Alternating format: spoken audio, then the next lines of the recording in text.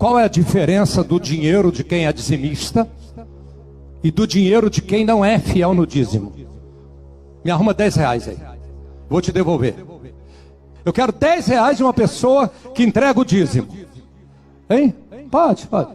Vou te devolver. Você é dizimista, irmão, fiel. Agora eu quero 10 reais da mão de uma pessoa que nunca entregou o dízimo. Para vocês verem. Porque o Exu Tranca-Rua é o mesmo devorador de que nos fala a Bíblia, que o devorador devora tudo que a pessoa tem. Porque se você conhecer a realidade espiritual, você vai ser fiel a Deus, vai entregar seu dízimo. Você vai ver, fica de joelho, Tranca-Rua, a autoridade vem de cima. Você vai ver que o Tranca-Rua não põe a mão no dinheiro de quem é dizimista. Quer ver? Abre o olho, Tranca-Rua. Esse dinheiro aqui é de uma pessoa dizimista fiel. Fiel. Ela é fiel. Olha como ele foge. Ela é fiel. Ela é fiel. Ele foge. O diabo não põe a mão no dinheiro de quem é dizimista. Agora presta atenção. Volta para cá, Tranca-Rua. Esse dinheiro aqui, de joelhos, a ordem vem de cima. Abre o olho, que olho ruim. Esse dinheiro aqui é de uma pessoa que não é dizimista. Ah, tomou.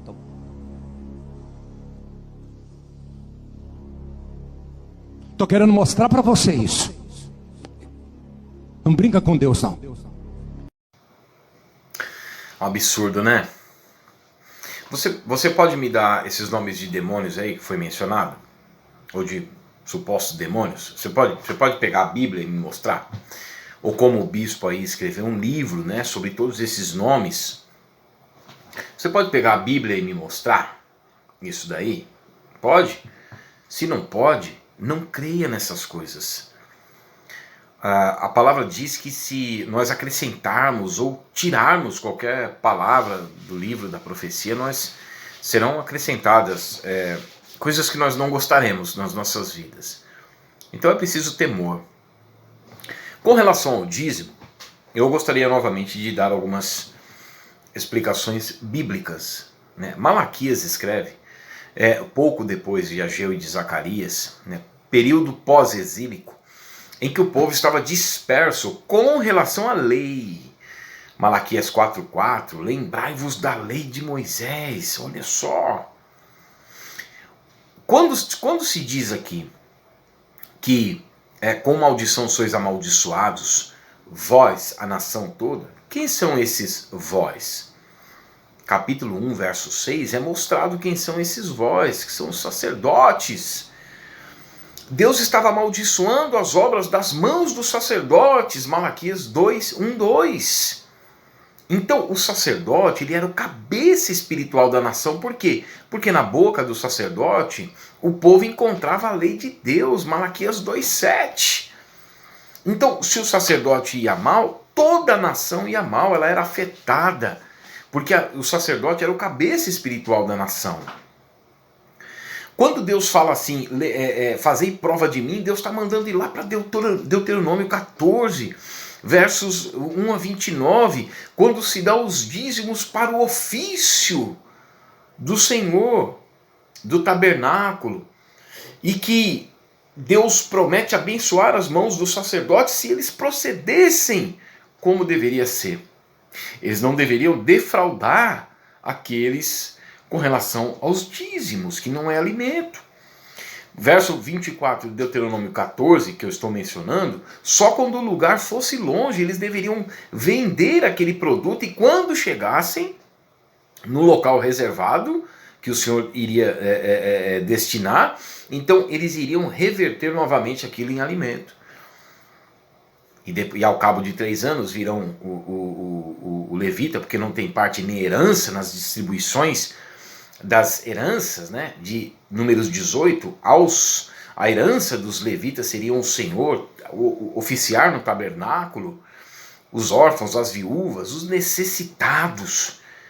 Por isso que no verso 5 de Malaquias 3 mostra que Deus seria testemunha veloz contra eles, porque eles estavam defraudando o dízimo. Se nós olharmos, a palavra diz que Deus é o pai, é o juiz das viúvas, pai dos órfãos. O que Deus fez com essa classe de pessoas? Ele deu aos cuidados do sacerdote. O sacerdote não estava cuidando. A mesma palavra que foi dirigida a Saulo na estrada de Damasco. Saulo, Saulo, por que me persegues? É porque Saulo estava perseguindo a igreja é a responsabilidade de Cristo. Quando no grande julgamento, que o Senhor vai dizer assim, Mateus 25, eu tive fome, tive sede, eu estava nu, eu estava preso, eu estava enfermo e você não me assistiu, significa que eles não fizeram aquilo aos pequeninos, porque são responsabilidades do Senhor. Aqui, com relação ao dízimo, Deus pegou essa classe de pessoas que eram desassistidas e deu aos cuidados do sacerdote, e o sacerdote estava roubando. Roubará o homem a Deus? Saulo, Saulo, por que me persegues? Quando você não fizeste a uns desses pequeninos, foi a mim. E roubará o homem a Deus? No que vocês estão me roubando? Vocês estão defraudando aqueles aos quais foram dados aos teus cuidados. Roubará o homem a Deus? É uma pergunta recorrente aqui no livro. No capítulo 1, no versos 6 e 7, nós vemos Deus falando: vocês estão profanando o meu nome? Ou vocês não estão me honrando, né? Como diz aqui, não estão desprezando o meu nome? Ou estão me profanando? Onde nós estamos desprezando o teu nome? Onde nós estamos profanando? Ou no verso 8 de Malaquias 3, em que te roubamos?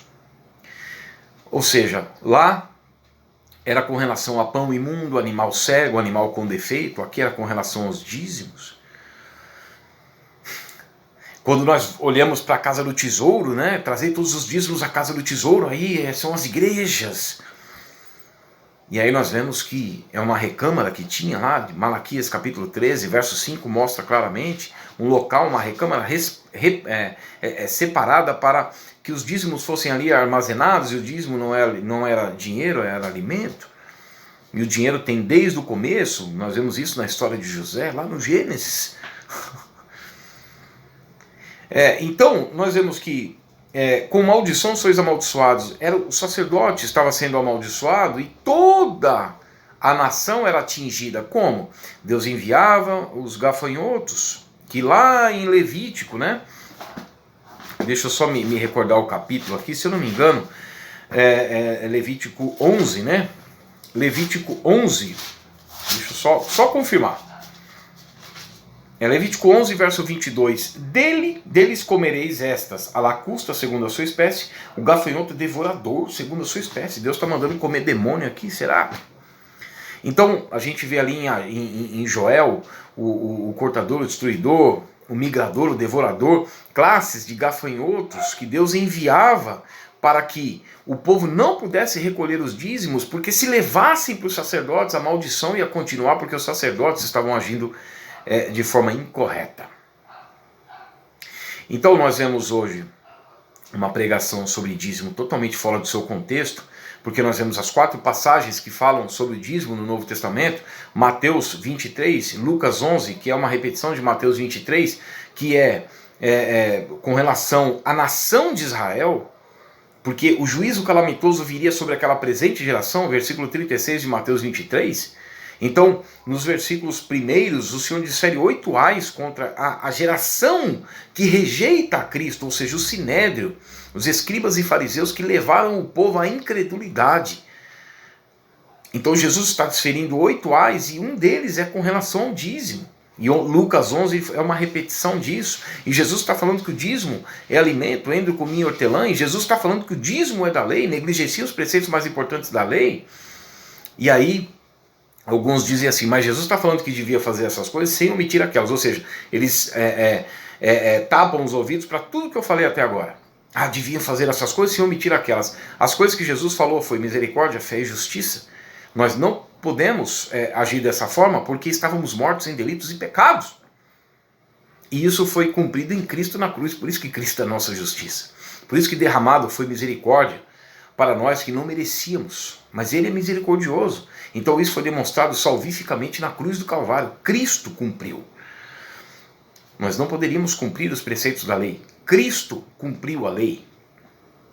E aí depois nós vemos lá em Lucas 18, com relação ao fariseu e o publicano, depois, e que o publicano desceu justificado e não o fariseu que cumpria essas normas.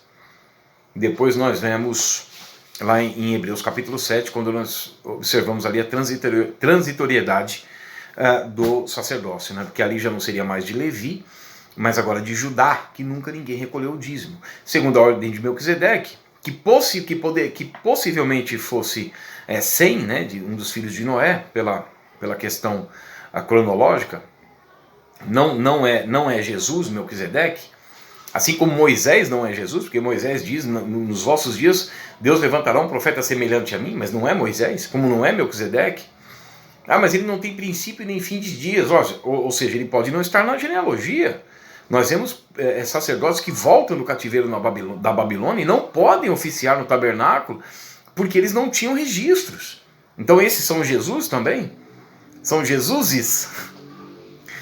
Então, aí aqueles que pegam, que são levados a ele os dízimos, né, versos 5 a 8 de Hebreus 7, são, de acordo com a lei, eles recolhem o dízimo, e são homens mortais. O nosso não. O nosso não precisa de se alimentar. O nosso sumo sacerdote não precisa de alimento. E a igreja depois foi feita uma nação sacerdotal e todos são sacerdotes, porque todos têm acesso a Deus, porque o véu se rasgou. Então nós vemos a igreja primitiva em que eles não tinham necessidade, porque havia igualdade. Por quê? Porque eles estendiam as mãos uns aos outros. E nós não vemos recolhimento de dízimo, mas tudo que eles possuíam, não era para a construção de templos, porque não tinha. Eles partiam o pão de casa em casa. Atos 2, 42, 47, Atos 4, 32, 37, 2 Coríntios capítulo 8, verso 1 a 15. Havia igualdade na igreja primitiva. Então nós vemos que a busca, essa pregação de dízimo hoje é para as pessoas ficarem ricas. Eles enriquecem os falsos profetas e eles estão com a motivação errada. Sendo que Jesus diz, não ajunteis para vós outros tesouros sobre a terra. Mateus 6, 19. 1 Timóteo 6, 8, 9. Se tiver com o que comer e com o que vestir, estejam felizes com isso. Porque a nossa preocupação e ocupação não deve ser para juntar riquezas. Então está tudo errado. Então nós vemos que mais uma apresentação, muitas coisas teria que falar, né? Ele estava falando que o 10 reais de um que é dizimista, o 10 reais de outro que não é dizimista, e Jesus fala em Lucas 12,15 que a vida de uma pessoa não consiste na abundância dos bens que ela possui. E que o diabo não pode aí tocar no dinheiro. O dinheiro está sujo, gente. Amém? Um pouquinho de explanação sobre o dízimo. Deus abençoe.